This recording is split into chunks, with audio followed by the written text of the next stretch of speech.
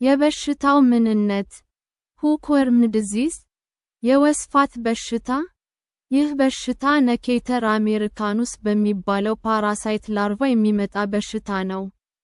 ይህ በሽታ በብዛት ወደ ሰው የሚተላለፈው በባዶ እግራችን በፓራሳይቱ የተበከለ አፈር ላይ ስንሄድ ነው። የፓራሳይቱ ላርቫ በቆዳችን ውስጥ ወደ ሰውነታችን ሲገባ ቆዳችን ላይ አለርጂ ይከሰታል። ከዚያም የፓራሳይቱ ላርቫ በደማችን በኩል አድርጎ ወደ ሳምባችን ይገባሉ። ነገር ግን ኒሞኒያ አያስከትሉም። ከዚያም ከሳምባችን ወደ ውጭ ከዚያ ወደ አፍ፣ ጨጓራና አንጀታችን ይገባሉ። የዚህ በሽታ ደረጃዎች የሚከተሉት ናቸው። ኪዩቴኒየስ ኦር ኢንቬሲቭ ፌዝ ይህ ፓራሳይት በቆዳችን ውስጥ ገብቶ የደም ቱቦ ካላገኘ ቆዳችን ውስጥ እየተንቀሳቀሰ ይቆያል። ይህም ሰውነታችን በሚሰጠው የመከላከል ምላሽ የሚፈጠረው ኢንፍላሜሽን ቆዳችን ላይ ምልክት ይተዋል። ይህም ክስተት ኪዩቴኒየስ ላርቫል ሚግራንስ ይባላል። ፓልሞኔሪ ፌዝ ይህ ፓራሳይት የሳምባችን ጥቃቅን የደም ቱቦዎች ውስጥ ከገባ በኋላ ወደ አየር ከረጢቶች ይገባል። ይህም በቦታው ላይ መድማትን ያስከትላል። ነገር ግን በሽታው ምንም ምልክት አያሳይም። ኢንፌክሽን በጣም ከፍተኛ ከሆነ ሳል እና የጉሮሮ መቁሰል ሊያስከትል ይችላል። ኢንቴስቲናል ፌዝ ብዙ ጊዜ ያደጉት ፓራሳይቶች ትንሹ አንጀታችን ውስጥ የሚገኙት የመጀመሪያው 1/3 የትንሹ አንጀታችን ክፍል ውስጥ ነው። ነገር ግን በትንሹ አንጀታችን ውስጥ የሚገኙት ያደጉት ፓራሳይቶች በጣም ብዙ ከሆኑ ሁሉንም የትንሹ አንጀታችንን ክፍሎች ሊሸፍኑት ይችላሉ። የአንጀታችን ግድግዳ ላይ ተለጥፈው ደማችንን ይመጥጣሉ። ፕሮቲዮሊቲክ ኤንዛይምስ ፍራም ደ ዶርሳል ፈሪንጂያል ግላንድ አር ሪሊዝድ ኢንቱ ደ ባካል ካቪቲ ዊች ኤድ ኢን ዳይጀስሽን።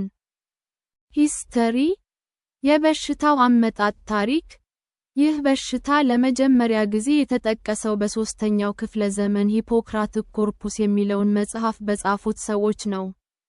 በ1838 አንጀሎ ዱቢኒ የሚባል ሬሳ መርማሪ ሰው ይህንን ፓራሳይት ሬሳ ውስጥ መለየት እና መግለጽ ቻለ። ይህ ግለሰብ ፓራሳይቱን አንሰሎስቶማ ዱኦዲኔል የሚባል ስም ሰጠው። የፓራሳይቱንም ጥርስ በሚገባ ገለጸው። ከዚያም በ1846 በግብፅ፣ በ1865 በብራዚል ስለ ፓራሳይቱ ተጨማሪ ገለጻዎች ተደረጉ። በ1878 ጂዮቫኒ ቢ. ግራሲ የሚባል ተመራማሪና የሥራ አጋሮቹ ለፓራሳይቱ መለያ የሚሆን የመመርመሪያ ዘዴ አገኙ። ይህም ዘዴ የበሽተኛውን ሰገራ በማይክሮስኮፕ በመመርመር ውስጡ የፓራሳይቱ እንቁላሎች እንዳሉ ማረጋገጥ ነው። በ1880 ኤድዋርዶ ፐሮንሲቶ የሚባል ተመራማሪ በዚህ በሽታና በቀይ የደም ሴሎች ቁጥር ማነስ በሽታ መካከል ግንኙነት እንዳለ ጠቆመ። በ1881 የመጀመሪያው የዚህ በሽታ መድኃኒት ተገኘ። ይህ መድኃኒት ታይሞል ይባላል።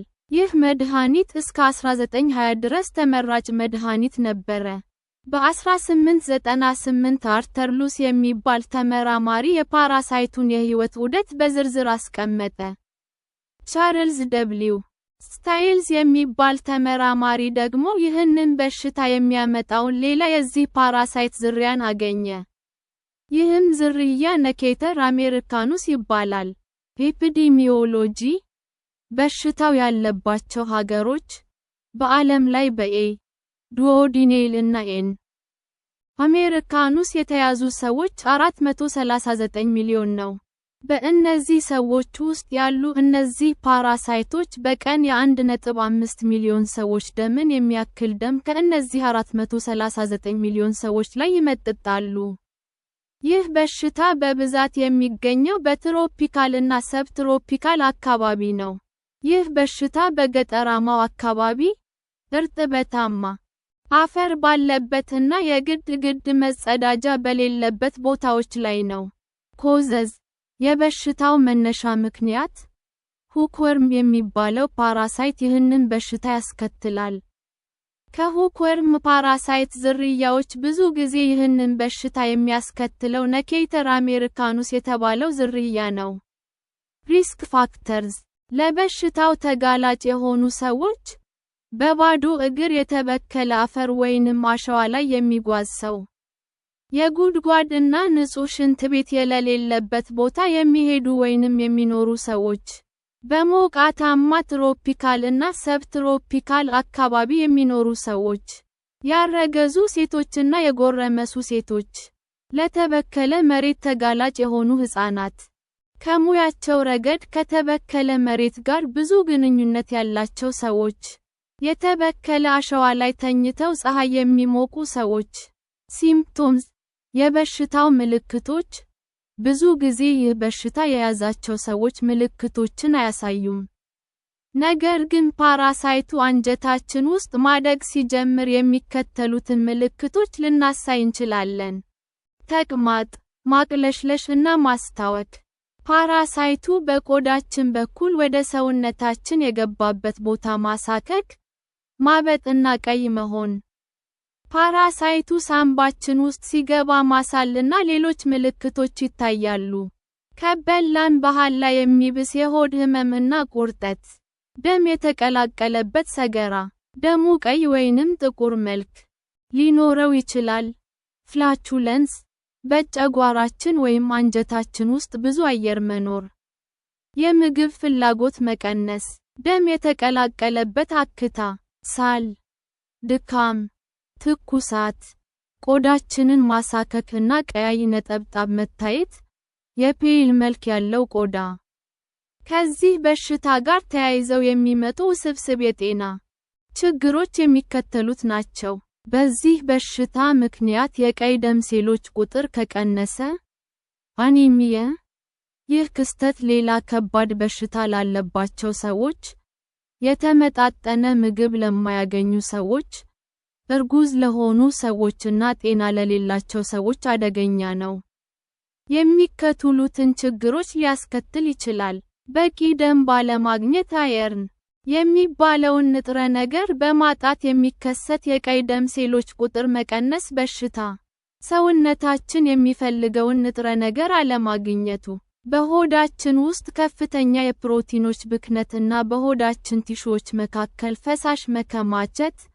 አሳይቲስ ከፍተኛ የቀይ ደም ሴሎች ቁጥር መቀነስ ከተከሰተ በኋላ የልብ መድከምና የቲሹዎች ማበጥ በጠቅላላው ሰውነታችን ውስጥ። በሕፃናት ከፍተኛ የቀይ ደም ሴሎች ቁጥር መቀነስ የሚያስከትለው የማሰብና እንቅስቃሴ እድገት ችግር። ሳል እና ከፍተኛ አተነፋፈስ።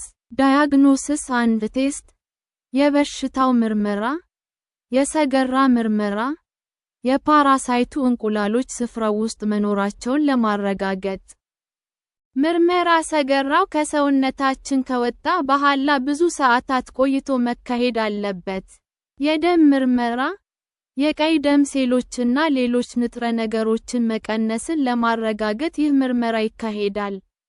የዚህ ፓራሳይት ኢንፌክሽን ስለመከሰቱ ለማረጋገጥ ፒሲአር ፖሊመሬዝ ቼይን ሪአክሽን የሚባል ምርመራ ማድረግ ይቻላል። የፓራሳይቱን ዝርያ ለማወቅ የኤንዶስኮፒ ምርመራ ይደረጋል። ፓራሳይቱ ሳምባችን ውስጥ መግባቱን ለማረጋገጥ የደረት ኤክስሬ ምርመራ ይካሄዳል። ትሪትመንት አንድ ሜዲኬሽንስ ለበሽታው የሚሰጥ ሕክምና። መቤንዳዞል የሚባለው መድኃኒት በአንጀታችን ውስጥ ያደጉትን እነዚህን ፓራሳይቶች ለመግደል ጠቃሚ ነው። አልቤንዳዞል የሚባለው መድኃኒት ፓራሳይቱ ቆዳችን ውስጥ ወይንም አንጀታችን ውስጥ እንደገባ ለመግደል ጠቃሚ ነው። ሌሎች መድኃኒቶች ደግሞ ሌቫሚሶል እና ፐራንተልፓሞት ናቸው። ለእርጉዝ እና ጡት ለሚያጠቡ ሴቶች የሚሰጠው መድኃኒት እንደ ኢንፌክሽኑ ደረጃና ሴንሲቲቪቲ ኦፍ ዘ ድራግ ይወሰናል። ታያቤንዳዞል የሚባለው መድኃኒት ፓራሳይቱን ቆዳችን ውስጥ እንደገባ ለመግደል ይወሰዳል። ክራዮቴራፒ የሚባለው ሕክምና ፓራሳይቱን ቆዳችን ውስጥ እንደገባ ለመግደል ይወሰዳል። ሕክምናውን ወስደን ከጨረስን ከ2 ሳምንት በኋላ ድጋሚ ምርመራ ማድረግ አለብን። መቤንዳዞል የሚባለው መድኃኒት ለዚህ በሽታ ብዙ ጊዜ ከሚወሰዱት 3ቱ መድኃኒቶች አንዱ ነው። የዚህ መድኃኒት የንግድ ብራንድ ስሙ ቨርሞክስ ነው። ይህ መድኃኒት በሁለት አይነት መንገድ ይወስዳል። የመጀመሪያው አወሳሰድ 500 ሚሊ ሊትር ግራሙን በአንድ ጊዜ መውሰድ ነው። ሁለተኛው የአወሳሰድ ዘዴ ደግሞ በቀን 2 ጊዜ 100 ሚሊ ግራም ለ3 ቀናት መውሰድ ነው። ፓራሳይቱ በ3 እስከ 4 ሳምንታት ከሰውነታችን ካልጠፋ እንደገና መድኃኒት መውሰድ አለብን። አልቤንዳዞል የሚባለው መድኃኒት ለዚህ በሽታ ከሚወሰዱ መድኃኒቶች ሁለተኛው ታዋቂ መድኃኒት ነው። የዚህ መድኃኒት የንግድ